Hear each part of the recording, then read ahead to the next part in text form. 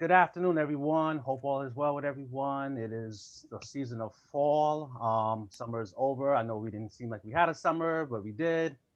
I am Daryl Lawson. I am the co-founder and CEO of Bluurp, and this is the Bluurp Presents Founder Story Interview Series, where I interview different Black entrepreneurs, small business owners, culture curators, and just dope Black professionals making it happen in the world. And today, I have the pleasure to interview the people's champ, in my opinion, soon to be best-selling author. She has an excellent podcast out that has over 100,000 downloads, and she's just an amazing individual. And you have to meet her in person. And now I'd like to bring Terri Lomax. Welcome. What's up? What's up, Daryl? Thank you so much for having me. I'm excited to be here. Likewise, I'm glad you was able to make time out to connect with us and connect with me, and we can learn a little bit more about your journey. All right, so we're going to get started. So for those who don't know you, tell us a little bit about who you are. Yes. So by day, I am a podcaster, speaker, and brand strategist, and I basically empower people to leverage social media and personal branding to grow their audience, Mhm. impact, and those bank accounts. That's So what's that's up. what I do. I'm also an author. I work full time in tech as well. So I have many hats, but that's like my core business right there is the podcasting and speaking. Wow, man, seem like you don't sleep or you just got some really excellent time management skills. You need to teach us folks out here how to manage it, man. That's a way to get at it, and that's a way to get the day going and make life count every day. That's what's up. So I know you're from the East Coast. You're from the Philly area, Chester, Pennsylvania, to be exact. And I don't know too many folks from the tri-state area, New York, Jersey, Connecticut, and Philly, trying to come out to San Francisco unless there's a purpose behind it. So, what made you want to get into the tech industry and take the leap to move to Silicon Valley? You know what's funny? So I'm from Philly, my husband's from DC, right? And so Hmm. right after we got married, he got a job out here. Oh, And okay. so I was raised in San Diego for some time in my Hmm. childhood. So I'm like, move to San Francisco. Okay, let's do it. Yeah. So we moved out here. I didn't have a job. I was like working I had I had like a virtual job, I guess you could Right. say, but I didn't have anything full time. So we moved out here. And when you move to Silicon Valley, it's kind of hard not to get the bug, right? It's kind of Yeah. hard not to get into Hmm. the industry. Well, it is hard actually. It was very challenging for me, but Yeah. it's hard not to want to, right? Right. And Right. Right. so I ended up, I had a friend help me with my resume. We kind of tweaked my transferable skills Mm. and I ended up applying. I got rejected so much, Daryl. I mean, Sure. people were just like, no, no, because you know how it is in this area, having connections is key. Like your Hmm. network really Yes. determines your net worth. That is Indeed. the truth. And so after rejection, I finally did get employment and I just kind of worked my way in and up and yeah, just kind of made a way. And so I didn't plan on getting into tech until I got here. And I was like, wait, Facebook is here? Right. Wait, this company's here? Google's Hmm. over here? Okay, let Yeah. me see if I can get in there. Oh yeah. Mm-hmm. No, that's what's up, man. And yes, no is our middle names out here, especially when you first come out here, because nobody's gonna give you anything here. You got to earn it. This is the Mm-hmm. big leagues of technology, just like you have your professional sports and your entertainers out there. This is the big leagues for that. And as one of my close friends says, when you come to Silicon Valley, you got to have a plan and you got to have a hustle behind that plan. So no, that's what's up. And I'm glad you're here. Silicon Valley needs your presence and your grace. So that's what's up. So you mentioned about your podcast called the Her Space Podcast. So, tell the listeners what the podcast is about, what type of subjects, topics, and things that you hope to get folks to make connections and kind of improve themselves about. Yeah. So the Her Space podcast, my co-host and I, we started that about a year and a half ago. And we Mhm. basically just kind of met randomly at a conference I was speaking at. And we clicked and we were like, you know what? Let's meet up and like get to know one another more. And so we ended up going to dinner one night and we were both just like, you know what? We want to do something for Black women. Mm. And I'm more technical. My co-host is a psychologist Right, and right. a professor. And so we were Mhm. just like, well, let's start a podcast. And so we Mhm. literally had no idea what we were doing, Daryl. Sure. We just came together, Yep. started this podcast, and basically our mission is to uplift Black women. So uplifting conversations for Black women is what we do. We talk about everything from fibroids to fake friends. Mm. We've had so many amazing guests on. And honestly, the cool thing is, Daryl, our podcast has grown organically over the past year and a half, and we're about to hit Nice. 1 million downloads in like a Ooh. couple months. I know it's crazy.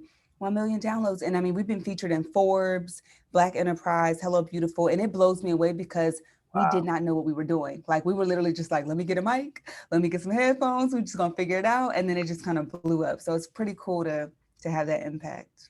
Nah, that's fantastic, man. That is an American dream example right there. And you came out here, you didn't know anything about the formalities or the technicalities of doing a podcast. You kind of just rolled up your sleeves. Let's roll with the punches, kind of like what I'm doing with this video interview series, and we'll figure it out as we go. And you continue to build momentum despite the tough days I'm sure you and your co-founder had with the podcast. So with that being said, I want to build upon that question. So, what were some of the early hardships you had to deal with structuring your podcast? Was it booking guests? Was it getting ads? Was it getting sponsors? Because everybody it's a great time to do a podcast now, but folks need to understand some of the realities behind it. Yeah, you know what? I would say some of the struggles that we had were probably just finding our voice and like, when you're first starting as a creative, many creatives, you if you're listening, you probably know this, that Yeah. oftentimes the journey is lonely. Okay. You'll Mm, put out content, you'll pour your heart out, your heart out into something, and you oftentimes don't get that immediate feedback. right. And so for us, it was just like, are we doing this right? Like, Mhm. is this, do we have the right flow? Are we like interrupting each other? Like, does it sound okay? And so I think for us, we really had to embrace failure, and it's all about failing forward. And so if you listen to some of our episodes in the beginning, I think our first episode, like you can hear my audio in one ear and not the other. I mean, it's just ghetto. It's just a Sure, hot sure. mess. Okay. Yeah, sure. But most journeys are like that, right? Every journey Hmm. begins with a single step. So I think for us, the biggest thing was showing up consistently. Yep. So Daryl, in the midst of like 2019, I know 2020 is like, what the hell? Delete 2020 kind of 2020. sucks. I ain't gonna Yeah. lie. Okay. But in 2019 for me was like one of the worst years. I mean, it was one of the most challenging years. My husband and I were trying to get pregnant. I had a miscarriage. I lost my Mm, grandmother a month later. And it was just I had so many family issues going on. mm. And despite that, in addition to, working full time and being a Sure. wife and having the Yeah. podcast, we posted episodes every single Friday, like Wow. clockwork. We have not missed a Friday yet. And this is the Wow. most consistent I've ever been with like anything. And Sure, the reason sure. I think we were able to do that is because one, we were a team, we were committed to our mission, and there was a why bigger than us. But we also put things in place so that I could take off time when I needed. So we bulk recorded, right? Yeah. We made it easier for ourselves. And I think the growth that we had Mm, is really is it really speaks to the consistency that we had, right? mm. We showed up for our audience and they knew when to expect us. And so I think that was key. Man, wow, what a way to persevere, man, and not to give up, man. A lot of us when we go through our own personal storms, we tend to want to bow out, tend to want to, find the crutch. What's the excuse? You just continue to took that workman-like approach to keep it moving and to make it work. And that's hats off to your character and your heart and your hustle and your drive. And as I tell you, that Philly toughness, that's the Super Bowl champ Philly Eagles, and This is coming from Hey, a New York Giants fan, right? So okay. yeah, so that Philly toughness, that grit, man. I love hearing that you kept going through the midst of all the struggles where you had every reason to bow out and just stop and just kind of take it easy the rest of your life, which you didn't. But nah, Mm-hmm. I'm glad you continue to make it work. So I see also, you're a lady of many different hustles. Throughout your book, I learned about the different various revenue streams you've created to try to, create your financial independence, build your lifestyle around the type of things you like to do. So how did you go about selecting your sources for different revenue streams? Because I think what tends to happen, especially now in COVID, folks take a lottery approach, right? They have a portfolio of different ideas and they just throw it all against the wall.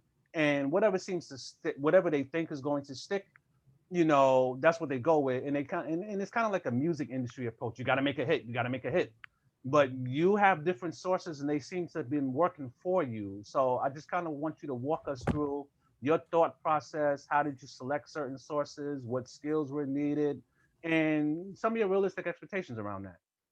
Yes, that is such a good question. And I have so many thoughts that are just popping into my mind. So I'm going to try to like Sure. answer this as organized as possible. So I would say number one, I read a book when I was in high school from a mentor may have given it to me, and it was called Rich Dad Poor Dad by Robert Yeah.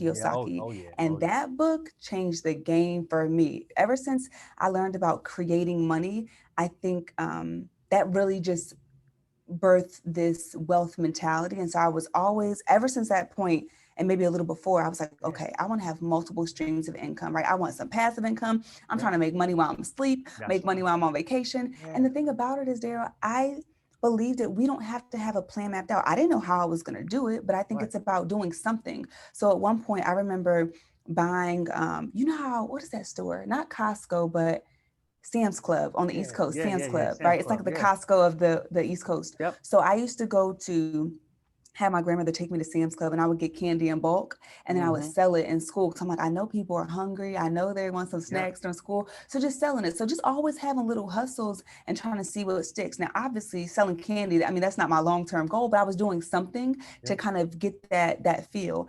So that was one thing I did after reading that book. And as I began to go to school and figure out what am I good at, I began to just try different things. So speaking was one thing that I started to do. Yep. And I think it's also important to listen to the feedback that you get from other people Oh yeah. because oftentimes, if you're anything like me, some of us we sleep on ourselves, right? Mm-hmm. And so you got people telling you like, Daryl, you're so good, you're such a good listener, you're Mm-hmm. so good at this. And that is a hint right there. It's like a message for us, like lean into that, right? Someone's Mm-hmm. telling you that for a reason. Yeah. So people would tell me, you're really inspiring. I've had friends tell me that for a long time. And so for me, that was a clue. Okay, your purpose might be tied to this, right? Yeah. So go out and try to see what you can do. So I That's right. created a blog, started the speaking, and then Mm-hmm. everything else sort of came organically. Right. I would also say I'm really self-taught when it comes to tech. And so Mm-hmm. I'm not like a technical, I don't be coding and all that stuff. I mean, hats down to the engineers because I'm not Sure. there, Yeah. but I Facts. can build a website. I can create a podcast from scratch. And so Mm-hmm. as I began to teach myself how to create a blog, a website, build my brand, right, from zero to, a big, large international following, I realized that I am my best testimonial. So now that I've done this for myself, now I teach other people how to do it, right? So I have a podcast and masterclass. I have branding courses. So I think Mm-hmm. leaning into our strengths Mm-hmm. is really what allows us to see where those revenue streams are. And of course, we want to make sure that our strength aligns with a market need and then your gold. Facts. No, love it. Absolutely. I appreciate the transparency on that. And so to add on that, can you talk about some ways you've took time out to make some of these things work as far as studying how to build a website, studying certain tidbits on how to get started on a podcast? Because folks continue, especially in our community, we tend to think we need to have all of the answers figured out before we can do something, or to be anointed that you are the chosen one. It is your time. Go do this. So kind of talk about just a little bit, because we got many more questions to get to, even Yeah. your upcoming book. How did you set aside time to kind of study some of these? Yeah, that was a really good question. But what you said about being the chosen one, that was really deep too to me. Let me just sit with that for a second because, I'm kind of going to go on a little detour there, but I'm going to come back to your question. And if I don't, just lead me and guide me. Okay. You got it. So You what got I it. want to say is there was a point in my life, especially like being raised in church where I think today people call it what do they call it? A choose me. Is that it?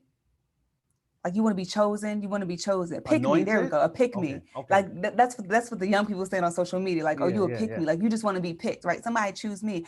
I was a person that really needed validation. So Mm-hmm. although I may have heard people say, oh, you're good at this, you're good at that, I was like, I need 5,000 signs to tell me that this is right, and then I'll go do it.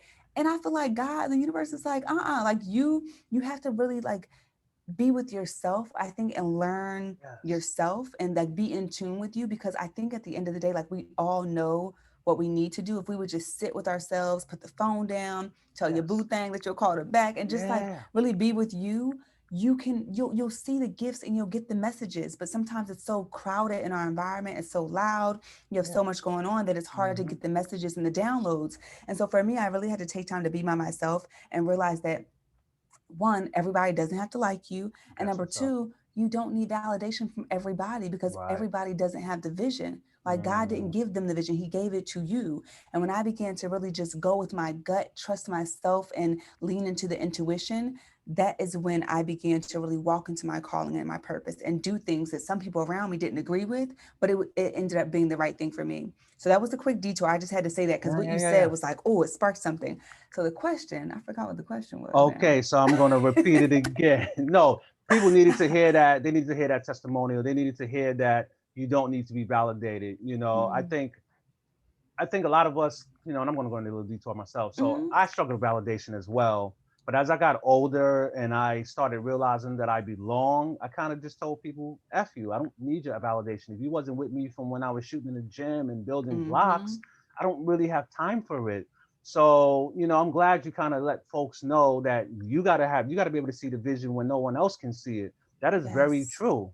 And when you see the vision and you put your mind towards something, you will start to uncover the answers as you see fit. So no, that was awesome. You Hmm. kind of walked us through that. So now back to the question is how did you go about making time to do your Yes.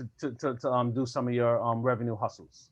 For sure. I want to say we tend to make time for the things that we want to make time for. Hmm. And so, like in college, like if you were to ask anyone, I was like such a big nerd. Yeah. I partied a little bit, but like I didn't really do much. I was always studying, always like trying to read a book, always trying to figure something out. And I will be that person on the weekends. I mean, even now, sometimes my weekends are spent studying, teaching Hmm. myself how to do a website. I've been up sometimes 5 in the morning, Yeah. breaking my website, almost on the verge of tears, ready to throw the laptop out the window. So I mean, putting in the work, okay? Like real talk, putting in the Yeah. work. And when people are binge watching show, well, I binge watch shows now because I have a little bit more time. Of course. Later on in the journey, you can kind of chill a little Yeah. bit. But when Yeah. people are out Absolutely. partying, yeah, people out partying, doing other things, we have a lot more time than we think many times. And so I just spent a lot of that time studying, looking at YouTube videos, investing in myself. That's another thing, investing in myself. So Hmm. going to people who have done what I want to do and investing in them. Like I am a huge I'm a huge proponent of investing in oneself and also investing in the business of someone else. And I Yeah. think that in my journey, what has helped me so much, I get a lot of love today, Daryl. And I want to say that I believe a lot of it is tied to the value that I provide my community, but That's also what's up. because I sincerely and genuinely sold into someone else's vision when I didn't really know where I was going in my own journey. So just because you don't know what you're doing, you can go help someone else, right? Right. Help someone else that you believe in, buy their book, invest in their course, go Hmm. follow them and help them do something, because I truly believe that what you help someone else do, God will allow someone else to help you do in your own journey. And so I think being a faithful servant to other people and being a servant leader has allowed me to gain skills, gain insight about the journey. And then now in my journey, I have people doing the same thing for me at this stage Right. because it's like my time, so to Hmm. speak. No, that's awesome, man. I'm glad you kind of piggybacked on, what you make time for and everything. And me and my wife, we often talk about how some of the younger people today, there's a lot more information available on the internet Mm-hmm. where they can actually figure out the answers more. And there's actually not a lot of room for partying and BSing if you're trying to get to where you need to be.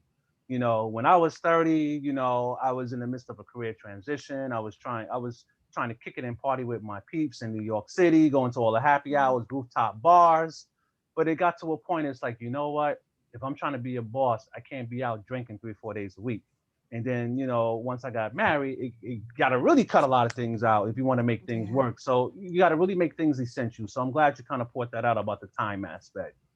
No, that's what's up. Yes. Appreciate that. Thank you for sharing those gems. And for those listening out there, half of the answer is making time to do the things you need to do to get to where you want to go. So the next question is, how did you go about building your brand as a culture influencer? That's what I'm going to call you, a culture influencer, because you do many Mm. different things. Okay, I like that. I like culture influencer. Let's see. How did I go about building my brand? I think one of the first things I did was, honestly, it was getting in tune with myself. Like I had a very pivotal moment when I went to grad school where Hmm. because if you probably know this from my book, Daryl, but I raised my younger siblings with the Yep. help of like my grandparents, people from Yep. church.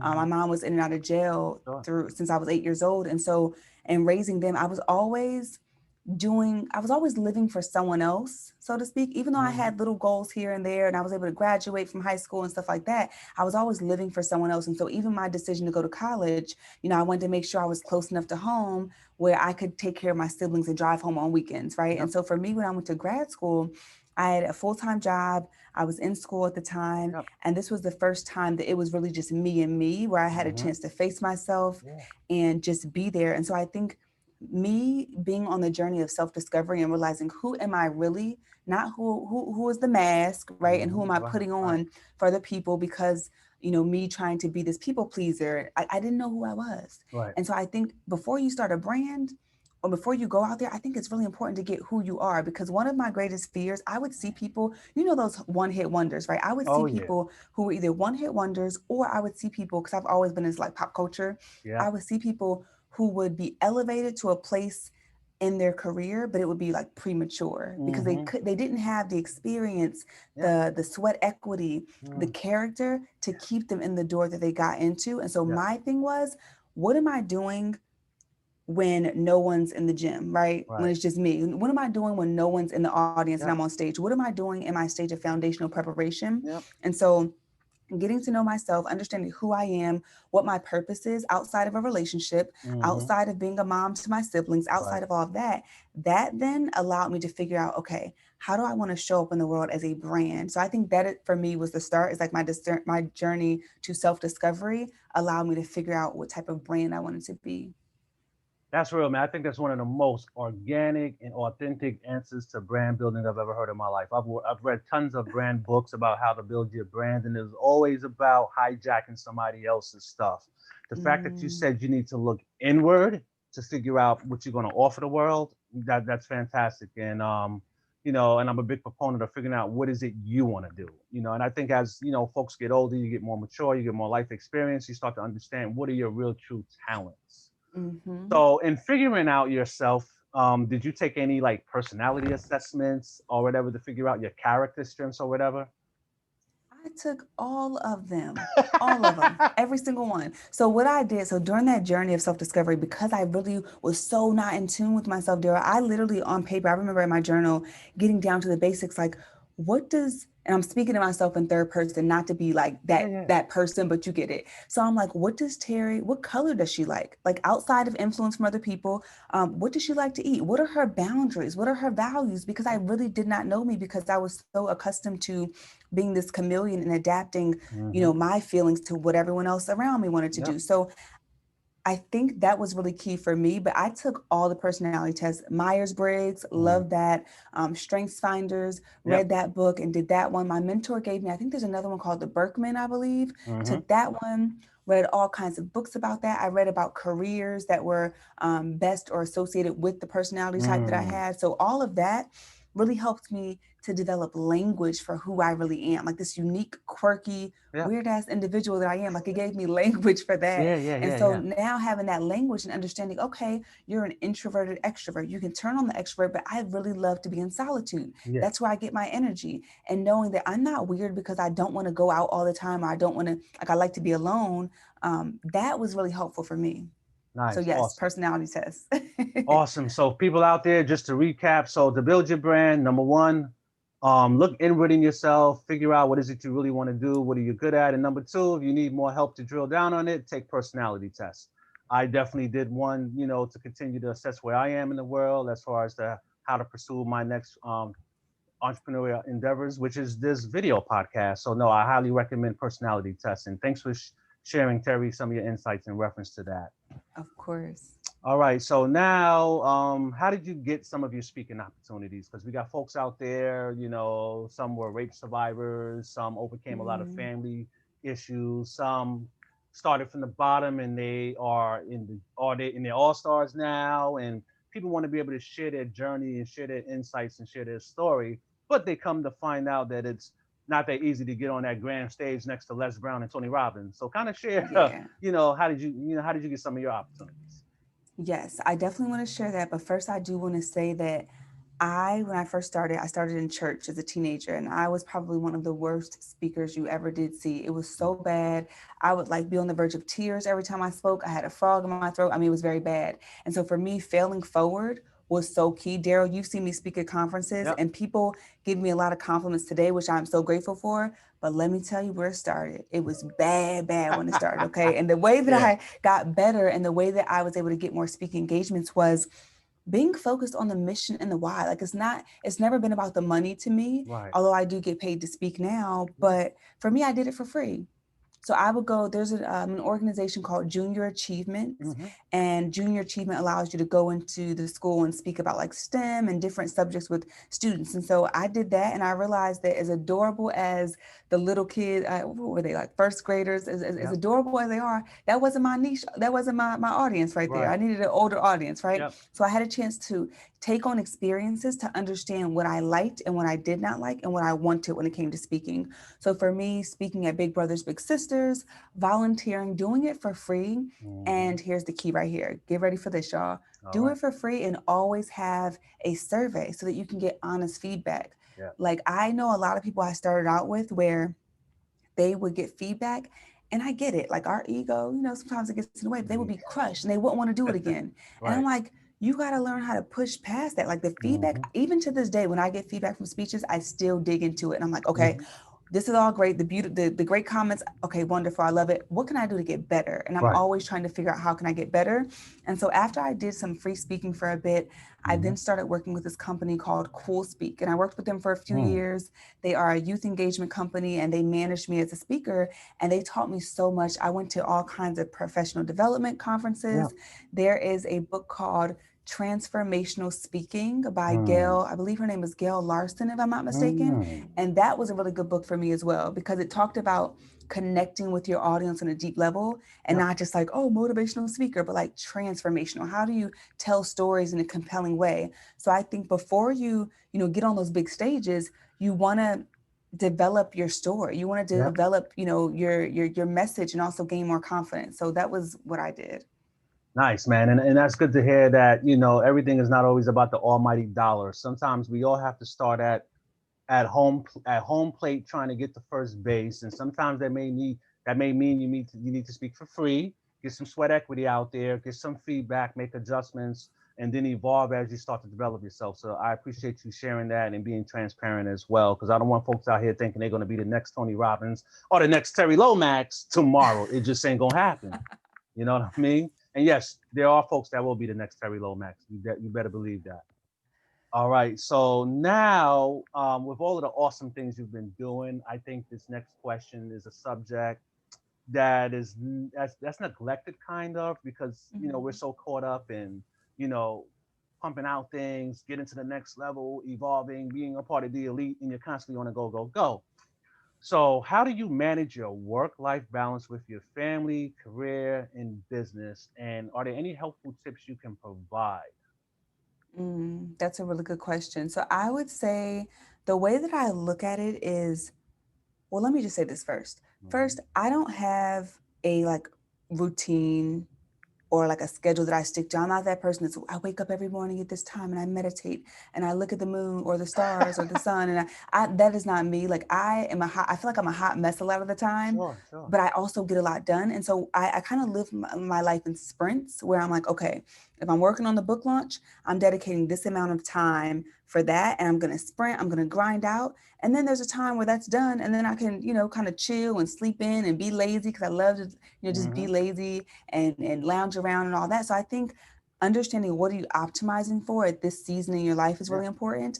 And then I think it's all about harmony instead of balance, right? Because Right. everything isn't equal. And so I think harmonizing life together, I would say the tip there is to put things on the calendar. So Right. even like call family, I have, tasks and Asana, which is what I use to manage my life and Yeah. podcasts and everything else. I have tasks that say, I have 7 siblings, check on this sibling, check on that sibling. And I know it might sound like, girl, why do you put that in a task management tool? Because guess what? In my life, it's so busy, it's easy to Right. forget things. And if it's not on the calendar, if it's not on my task list, it often doesn't get done. Right. And so that for me helps remind me to like stay on top of these things that are important to me because everything that's important, it's typically on my calendar. So Right. I would say putting things on the calendar, prioritizing, and realizing that you don't have to do everything at one time. Like Yep. understand and get clear on what am I optimizing for, give your all to that thing so you can do that well, and Yep. then give yourself some time to take a break and chill and party, do whatever you want to do. Nah, that's what's up. I mean, I definitely appreciate the contrarian approach to balancing your work-life balance because all of the books out there telling you need to, journal your schedule, mark down this time, wake up and do this. And you basically just say you took an agile approach, sprints. Yeah. You just do things in different clusters. And, I kind of operate the same way because I've struggled journaling my life as far as task management and stuff. It like makes me cringe, but the sprint aspect, it does work. And no, so I appreciate you sharing those tips with us. Of course. Cool. So now we're gonna get to the fun part that folks been waiting for, and it is your book. You recently launched a book back in late July, early August, talking about your life, and pretty much the crux of the book is how she, emerged from homeless shelter to Silicon Valley. So now, tell us about your book and what is it about, and the outcomes that you want the readers to get from reading it.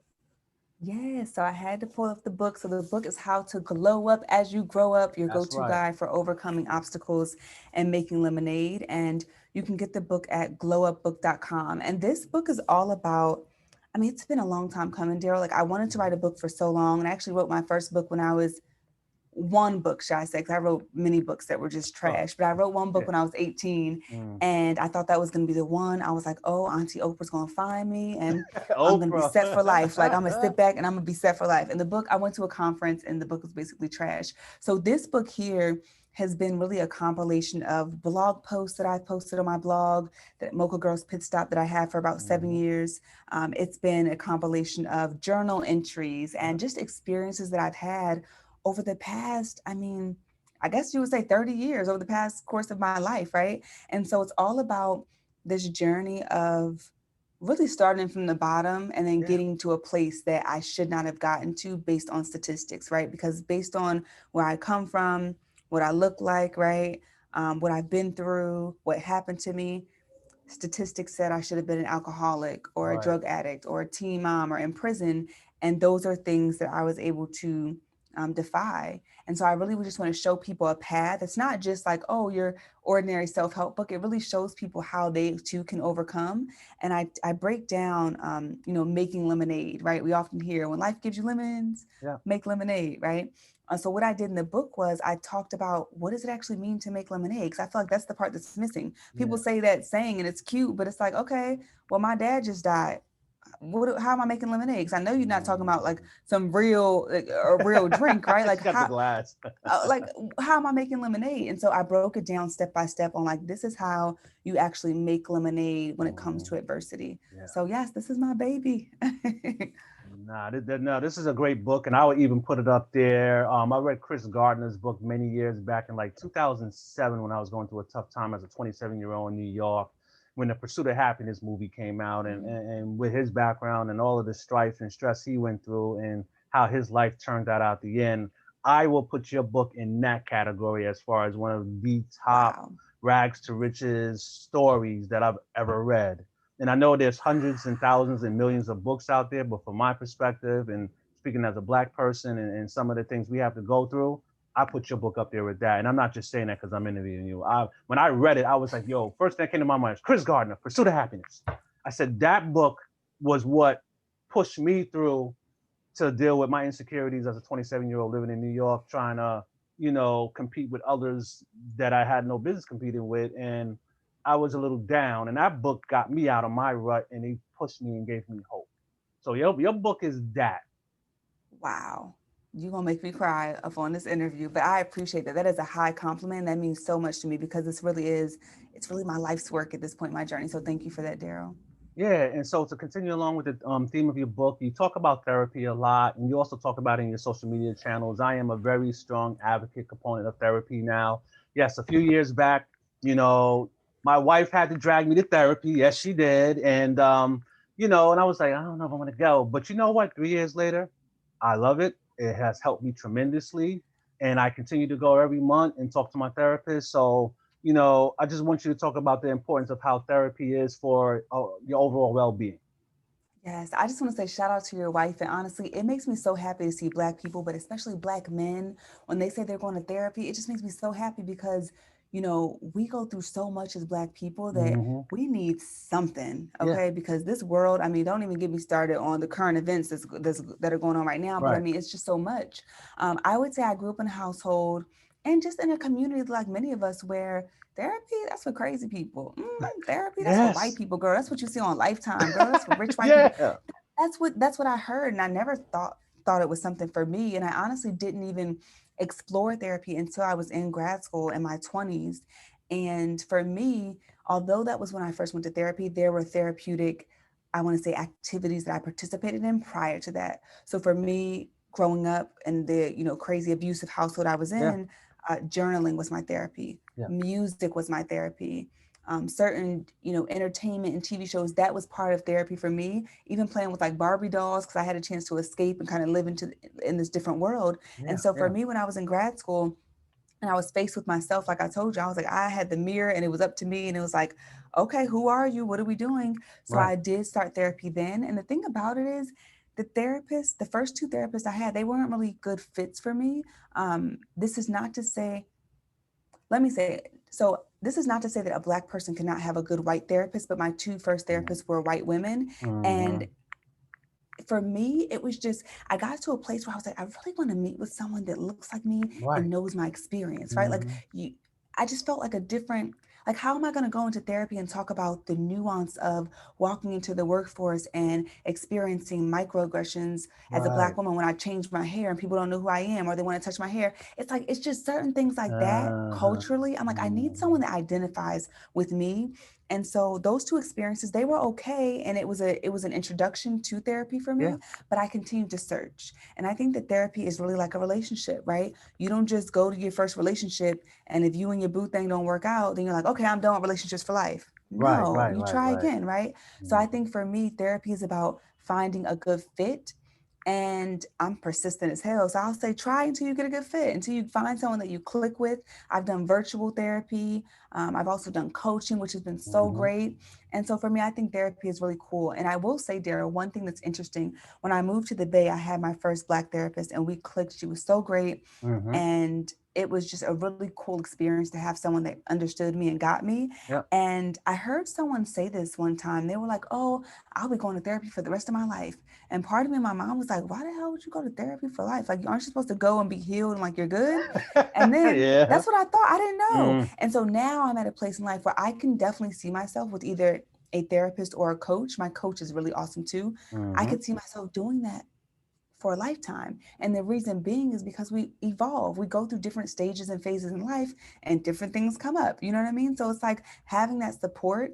And I can call my girlfriends and certain family members for Sure. support as well, but it's so great to go to therapy and clear myself of all the things that I'm going through and get support that I need so that when I interact with my girlfriends and family, I Yeah. can show up fully and not have to Mm-hmm. burden them with all my shit. You know what I mean? Yeah. So even though we still talk about it, I get so much clarity in therapy Yep. that I don't need to do that. We can talk about other things. We can be more joyful in our interactions. You know what I mean? With my friends. Yeah. Absolutely. No, it's like the 80-20 rule, man. You're gonna get 80% from your friends, your husband, your family, and the other 20% you got to get for yourself.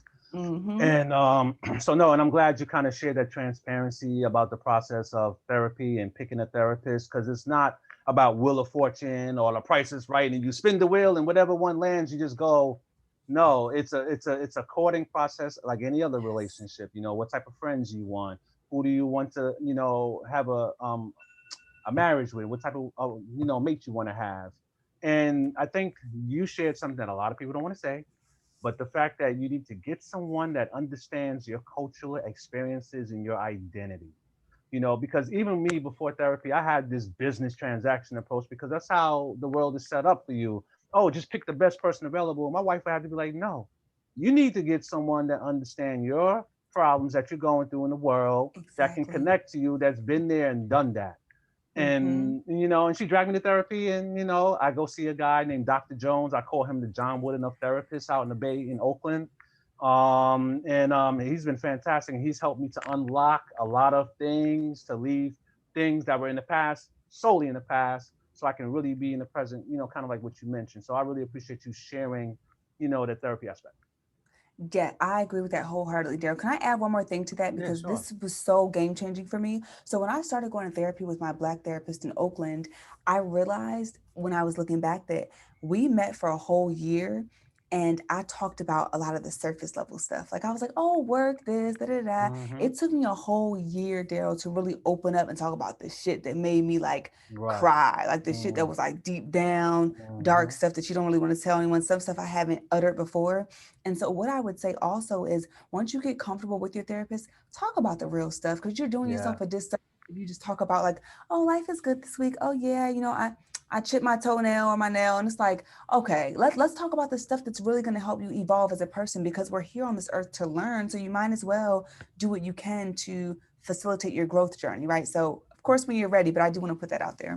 No, awesome. No, absolutely. And you have to let your therapist know the troubling things you're going through. 'Cause that's how you're going to break through. That's how you're going to really release yourself. I had a Mm-hmm. lot of things I had to let go that caused me to understand some of the destructive behaviors that I was doing. And it really helped a lot. And so, no, I totally agree with you 110%. And, thank you for sharing that and being so open and sharing some of your experiences with your therapist. Of course. Cool. So now, in this time of COVID, especially folks are feeling uneasy, unrest, uncertain. They don't know what the future is going to hold or whatever. Recently we had a orange sky and 10 o'clock in the morning. Folks thought the world was ending or whatever. So what Mm-hmm. was some of your tips and strategies that you can share to help others maintain stability and peace within themselves during a challenging time such as this one with a lot of uncertainty and unrest and soon to be bad economic type environment.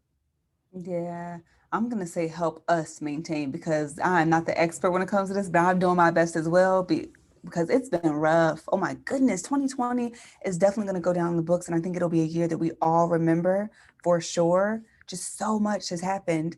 I would say for me, I think it's really important to hold space for ourselves, just to feel the emotions that we have and not beat ourselves up. Like it's okay to be angry, it's okay to be overwhelmed, Yep. it's okay to be upset, it's okay to cry, and that's for men and women. And Yep. so I think just understanding that it's okay to be human, like people often see me and I have friends and people on social media like, oh, you're so strong. And I think that's sweet, but I'm weak sometimes too. And I love Yep. to go on social media and share my moments of like rejection and failure and things like that because it seems as though I'm this pillar of strength for some people. So I want to let Right. them know, yeah, the strong person, the person that you think is so strong, I be crying. I Right. be going through it. I be like wanting to give up too, even to this day. You know what I mean? So I think for me, holding space to feel the emotions. I know when George Floyd was murdered, and then we learned Mm-hmm. about Breonna Taylor and Ahmaud Arbery. That was so.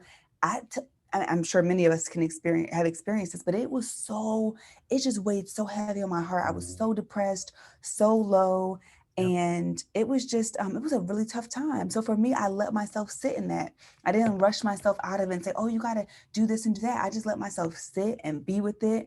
I think expressing those emotions, so Yep. journaling is really key for me. Mm. And then I typically, after I journal and like process my emotions, be as a creative, I try to figure out how can I be creative. So my co-host and I on our podcast, we did an episode about it. And we sort of did a few episodes about different topics that just support Black people, where we're Yep. just like, we want to show love to our community. And so Mm-hmm. I think that's really key. I would also say, what else? I'll give one more tip. I think being honest with the people around you about what you need during that time Yep. too. I think that's really important. So, and sometimes we don't know what we need, but I think doing the best you can is really important. So, my job has been super supportive throughout this time. And there have been times where some people may not have this ability, but we've been able to message our managers like, I need Yep. a few minutes today. Or, I don't want to be on video today. Like we just heard about another Black person, a person who looks like me, murdered out in the street like a dog, and everyone's on video, and the vibe is different because y'all don't have this burden. I'm not Mm-hmm. interested in being on video with y'all Right. today. Yeah. And so letting that be known, stating what you need.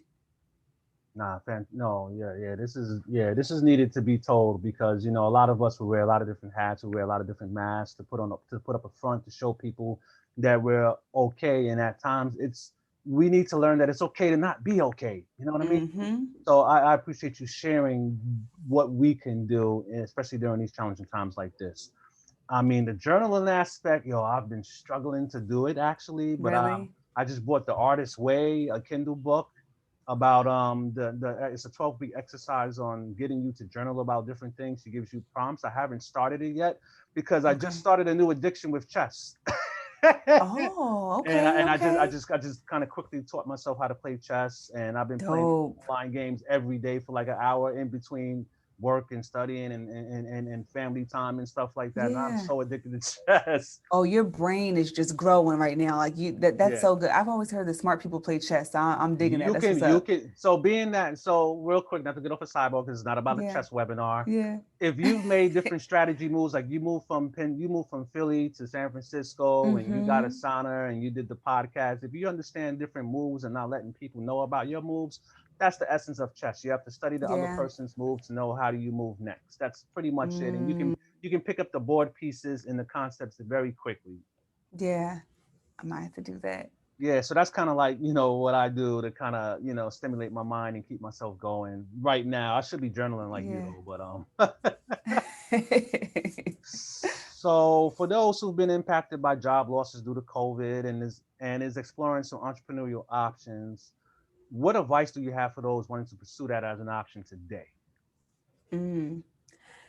I would say that's a really good one. I would say the first thing is probably to get clear on, this may sound silly, but get clear on where you are and where you want to be. I Hmm. think this time that we're in, yes, it's difficult for a lot of people, and it also presents an opportunity for us to shake up the status quo, right? So if you've been in a job where you're just like, yo, I'm not feeling this. Okay, well, what are you really passionate about? What's that thing? Because I think many of us have that thing that we think about all the time. I know there were so many passions and side projects and things I thought about when I was at my day jobs in the past, where I was Yep. just like, damn, I wish I didn't have to be here and I could really be doing this thing. Or what's that idea that you keep thinking about when you wake up in the morning or you keep thinking about when you go to sleep at night? Think about what really excites you, because if you can try to pursue that now, I think that would be ideal. I unbelievably, Daryl, I had one of my most lucrative months in my business. I Mm, think it was in April during in the midst of the pandemic, when it was just like we don't know what's happening. We were still trying to figure it out. That was one of the most lucrative months in my business, and it blew me away. And I also want to point out, 99% of the people that purchased from me were people that look like me. right. And so for me, it was just so amazing to see that, okay, during every Great Depression, right, economic downturn, not everyone's struggling. There are some people that are actually doing very well. There are Yep. some businesses, we've seen people in the media, right, that Hmm. are doing very well. So I think in those cases, figuring out what you want to do, and again, going to people who have done what you want to do and figuring out how you can tap into their knowledge and insight, Yep. because it is possible to make money online. It is possible to Yes. leverage your transferable skills Yeah. and monetize that. People are doing it today. I literally, but right before our call, I got an email about a sale that I made when I was out and about doing stuff today. So like Right. people are doing it. I think it's all about going to the right people who can teach you how to do that. Yes. I would say also just getting our mind right. I think mindset is so key. Hmm. And I mean, if you wake up with a negative mind, it's really going to be challenging to have a positive day, right? Yep. And so I think if we tap into this world of unlimited possibilities and realize that really the possibilities are endless. Like if you wake up in the morning and you're saying that you can't, you won't, and it just won't happen, Mm. then that's probably Yeah. what's going to happen for you. True. And I think that was one of the biggest things for me, Daryl, when my family, and I know life is pretty good right now, but when my Yep. family of seven was living in a one-bedroom shelter in Chester, Pennsylvania, Right. and life was so bad. Like, I mean, my bank account was in the negative on a regular. Like, I had four, yeah, like, 2 digits in my bank account on a regular. And Hmm. so when I think about the time I was in there, even though it was challenging, I literally have journal entries in my little closet that I wrote in during that time where I talked about, I'm going to be a best-selling author. Yep. I didn't know how the hell it was going to happen. I'm going Yeah. to be wealthy. Yep. I'm going to have multiple streams of income. Signed my journal entries, future businesswoman. So I think holding the vision that you have for yourself and not letting that go is so important, even when your surroundings look as if it's not possible. We have to believe and take some type of action. No, that's right. That's what's up. And belief is very important. And and I'm glad to see folks like you putting yourself out there because when I was growing up, there was a saying that I always say, you can't be what you can't see. Mm, But now that I'm able to see folks like you and a lot of other folks that look like me doing things, there is a possibility that these things can happen. It's not always about hitting the home run and being the star and being up there and speaking at the White House Garden.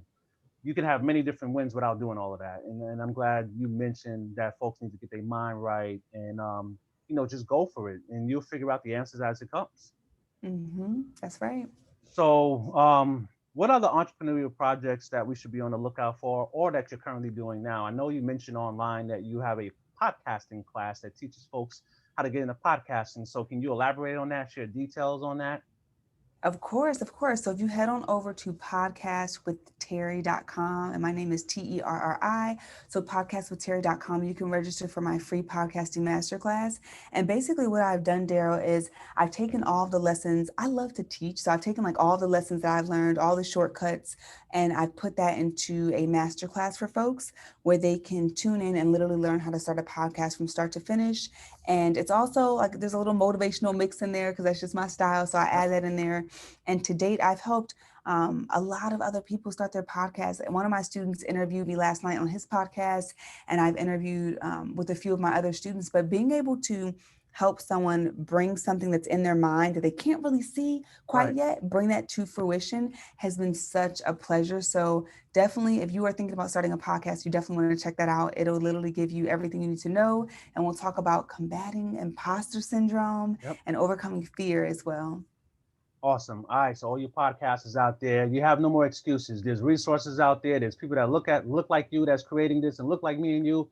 Go check out her podcast, man. It's a very affordable course. She even give free lessons if you sign up for her email list. So I'm on her email list just to check it out. So and I'm validating and I'm vouching for her. Okay, so yeah, that last thing, just to kind of wrap it up, is how can folks find you on social media? Tell us your Insta, your Facebook page, your Twitter handle, your website address, and again, where folks can buy your book. Yes, absolutely. So on social media, I am at Terri Lomax. That's TerriLomax. And that's on Instagram, Twitter, all that good stuff, Facebook. And then my website is terrilomax.com. That's where you can learn more about all of my other freebies and courses. And then to purchase my book, you can head on over to glowupbook.com.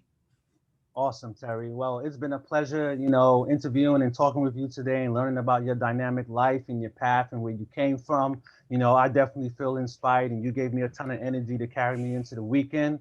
I appreciate that. This wraps up episode 3 of the Bluurp Presents Founder Story, hosted by myself, Daryl Austin. And until next time, peace out.